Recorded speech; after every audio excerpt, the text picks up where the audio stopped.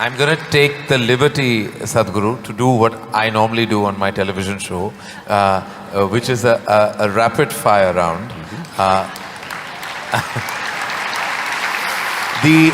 Normally the end of this round… When I was young, I watched a lot of, Wild West movies. Right. So when you fire, I also fire, all right? No, but no, I promise you, this is not that kind of… You're not in my line of fire at all. I will not take the liberty of being that person. These are just quick questions which when I ask for one word, you have to stick to that. Because sometimes you have a tendency of not exactly answering the question asked. But you give such a profound and prolific retort back that it makes you very satiated. But in this case, my only request is that if it's one word, then it's just one word. Okay. And the end of this, normally, you get a hamper, but in the absence of a hamper here, you already have something, right? Yes. So, or this beautiful bouquet that is right next to you.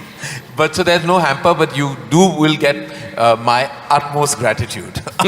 Thank you. All right, very simply, what is the one thing that is essential to living a balanced life? Sense.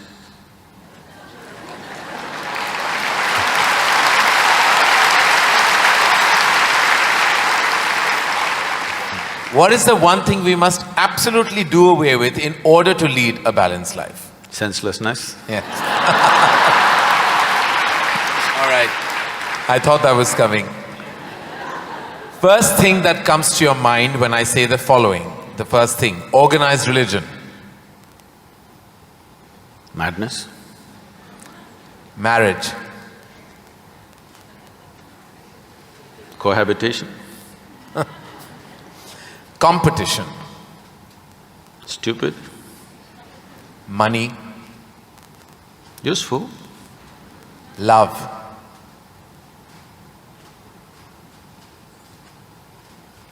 Can I say a sentence? Yes. I will allow that. Most beautiful, but unfortunately crippling for most people. If I can little elaborate that, see, if something unpleasant cripples you, something nasty cripples you, it's acceptable. When something beautiful cripples you, it's a true disaster.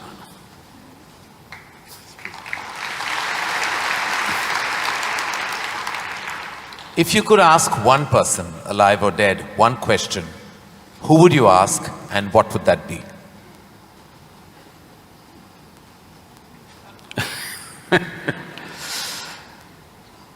I really sorted out all my questions because I did not spend time educating myself or doing anything. I spent my entire life sorting out every damn question I had.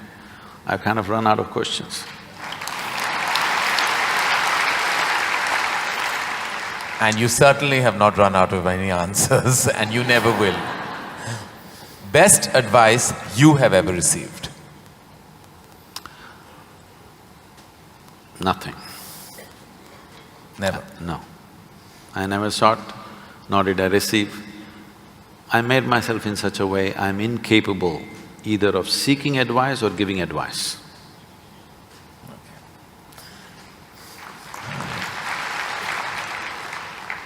In an imaginary, completely hypothetical situation, if you had a day off with no commitments, no responsibilities, what would you spend the day doing? Oh, there are a lot of things, this can't be one word. No, it's not one word.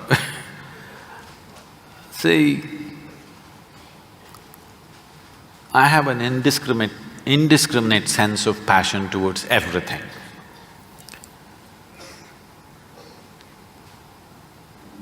There were lots and lots of things I did at one time, but these days, time is not allowing me to do that, so generally if I have little time, all I do is play golf. Because that's safe and within the city and I can get back in time for something else to be done. But if an entire day is left to me, which they've not done for a long time, They've not left it to me. If that happens, I will close my eyes and sit because that is the best, I am at my best when I truly have nothing to do.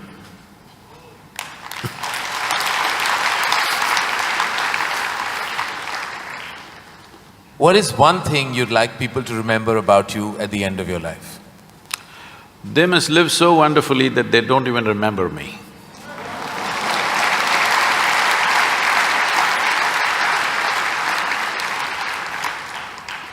If you found a way to travel through time, where would you go?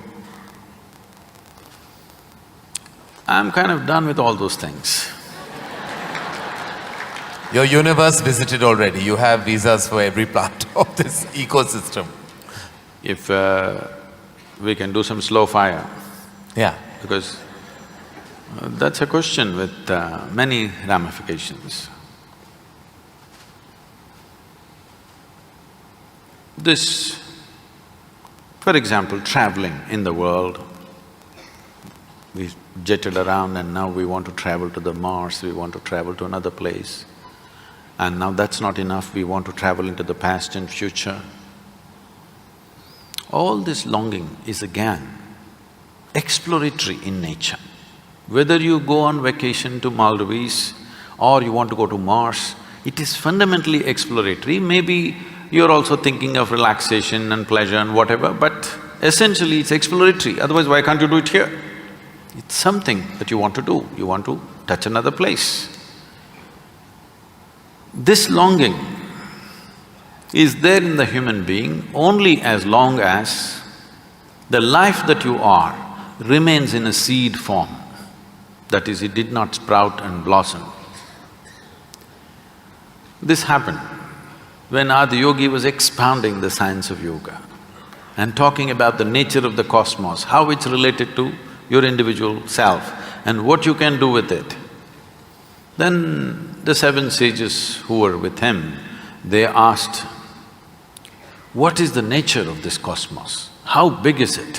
Where does it begin? Where does it end? So he laughed and said, your entire cosmos, I can pack it into a mustard seed. Because your ideas of time and space are essentially because you're living within the framework of your intellect. If you cross that dimension, then there is no such thing as time and space. Everything is here and now. So, traveling through time, space, no, it means nothing to me because it's difficult to express, difficult to articulate. If I sound little… I have a reputation of being very logical, but if I sound illogical or silly to you, you can blame it on my jet lag. I just come from United States after 6 weeks, so you can say, maybe he was jet lagged, that's why Sadhguru is saying something silly. But I'm fine. I'm saying this because you can't fit the universe into your silly little logic. Today's human being is too overly enamored with their own logic that they're missing the entire life. The gamut of phenomena that's happening in the existence is missed because the only way you can accept anything is it has to fit in to the square hole of your logic. Anything that doesn't fit into your logic, you will reject. In this, you rejected the entire cosmos. In this, you have rejected the magic of life. You have become a slave of logic and completely missing the magic of life. So, this time, space, all this stuff is because intellectually you're trying to dissect the universe and try to understand this. Tell me, if you sit here, suppose you're very joyful, do you see, you will not know how the day passed off. And if you're depressed, do you see the day won't pass? So time is a consequence of the miserable nature of human existence. If you are truly blissed out and ecstatic, you wouldn't know what is a day, what is a year, what is a lifetime, you wouldn't know. There have been times I sat down, I didn't realize, I thought it's 5 minutes, but people gathered around and started molesting my feet. Well, because in their understanding, I sat there for many days or whatever. This idea of time and space is a very convoluted idea simply because people are stuck in the framework of their logic. My work, my fundamental work is to take people beyond the framework of logic into the true magic of existence, our own existence. But it takes a lot of time. Still, my reputation is of being very logically correct because I'm still trying to woo them still wooing them, you know. For the real thing to happen, they will take a long time, unfortunately, because they have become such slaves of their logic. What is the first thing you notice when you meet a person? Just everything. Everything. Everything. Past, present and future.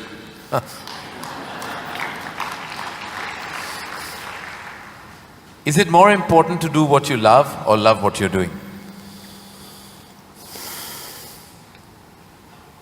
One word or more? The choice is entirely yours. See, if you are an intelligent person, you will try to do what you love most. But if you're a genius, you will do just what is needed.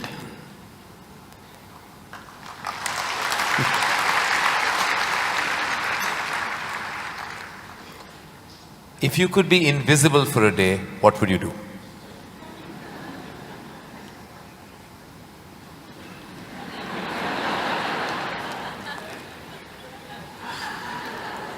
You wouldn't know?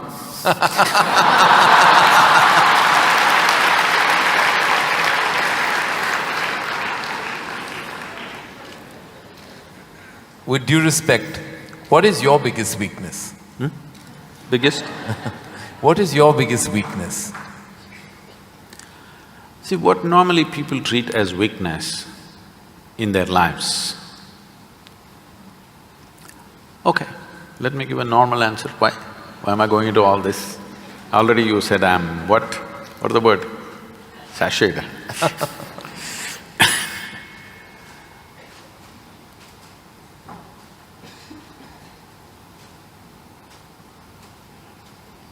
My biggest weakness is, I love danger. Without danger I cannot live. I need to do something which keeps me on the edge of being mortal, being alive and dead. I want to walk that line all the time. Every day I'm stepping on it one way or the other. Is it a weakness? I don't think so, but people think, Sadhguru, you shouldn't risk your life like this. But if there's no risk, I feel I'm not being… because most of the time in my life, for whatever I'm doing, I don't feel tested. It's only in moments of danger that I feel little tested. So my weakness is, I like to be stretched, you know. For all the time when I was riding across India and later on I started driving, my only wish was that to find a machine which will test my skills. Always found the damn things broke down if I took it to my limits. These days recently I'm beginning to get to do a few machines which are testing me, whether I can push it all the way or not. Maybe that's because of my age. No. If I had met them much younger, I think I would You would have managed to work around them. One thing the world doesn't know about you. They don't know a thing about me.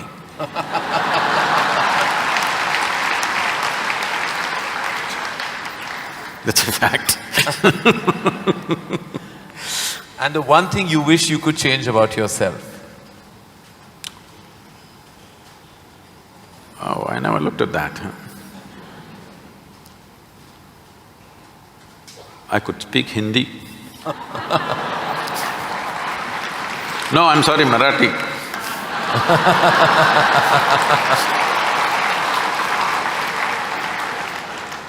The one thing you wish you could change about the world? Oh, a lot of things. One. Human beings. Desperately in need of. So what would you consider to be your greatest achievement? I don't think there's any. Because I always fall woefully short of my own expectation of what I could do. So I never feel anything is an achievement. Is there a song you love and can listen to all the time? Oh.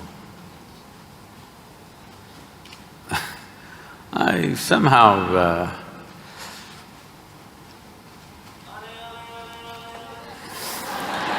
now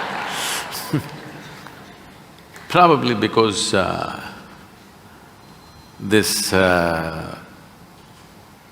came to me at a certain time when I was in my early teens maybe. So this one song kind of comes back to me more often than anything else. It's not that I even seek it, but somehow one way or the other this song keeps coming back to me. Is how many times Okay. I know you haven't seen any of my films, but do you have a favorite film? Oh, I've seen many good movies. At one time I saw a lot of them. I've not seen much of Indian cinema, but I saw a lot of, English cinema. But one movie that I thoroughly enjoyed at that time, because on that day the way things happened, many life situations fell together and everything, was Roman Holiday. Oh. Well, I have to say that that's the first film I've ever seen in my life. My mother took me to the cinema. Here we are. It is true. Roman Holiday is the first film I ever saw. It was my introduction to the big screen. I'm glad I have something in common with you. That image of Audrey and Gregory Peck is somehow just stayed with me. Wonderful. It was probably my age. Yeah. Oh, it must have been. Something you enjoy doing and wish you had more time for? I wish I had more time, because I made myself like this, that there is nothing that I enjoy or do not enjoy. I make sure I enjoy everything that I do, including simply sitting quietly or talking to somebody or doing whatever, because my activity is not limited to one area, so many things. If you did not enjoy everything that you do and do not do, you will go insane trying to manage so many things. But I will not go insane, because I enjoy being alive. Activities, anything is okay. Everything I do, I enjoy. Small things, big things, every kind of thing. Most profound things and silly things, I enjoy thoroughly. Should us all. Lastly, in a biopic made on you, who would play you? But who would make a biopic first of all? No, there would be lots of interested people. Maybe you should animate. I don't think you would want that. Well, that is the end of the rapid fire, and you totally deserve the hamper that doesn't exist on this platform. But it's a virtual hamper that I've given to you with my love, gratitude and deepest amount of respect. Thank you.